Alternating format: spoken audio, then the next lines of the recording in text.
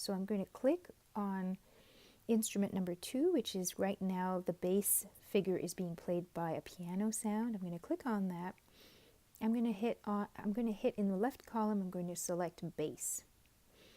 And just for the sake of demonstration right now, I'll just select simple 0, 1. And I'm also going to make it a little bit louder. I'll exaggerate the volume so you can hear the difference. I'll put it at 10. So let's hear what that sounds like.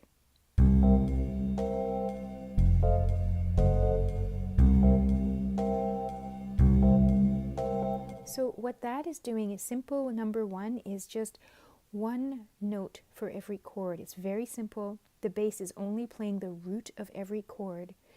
That's not normally how a bassist would play, but it's very good for your ear because you're going to be able to hear the root of every chord. I want to show you one other thing that's really nifty. While I'm on the bass right now, I'm going to solo the bass. So you'll see at the top right hand corner, the soloing function is currently off. I'm going to click on that and it's going to toggle onto on. And what that means is right now that this instrument is soloed so that all the other tracks are muted. So now let's listen to I'm going to go back here so that this closes this menu temporarily. I'm going to close this.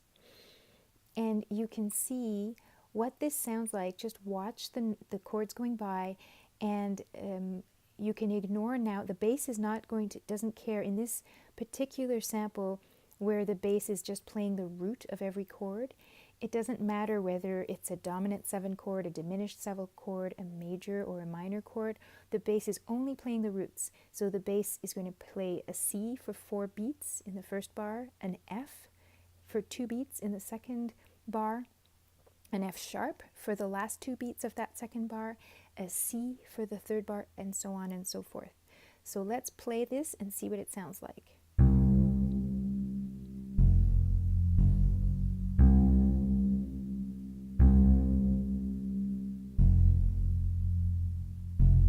So I won't play the whole thing, but you can hear what that sounds like, and it's very good to train your ear.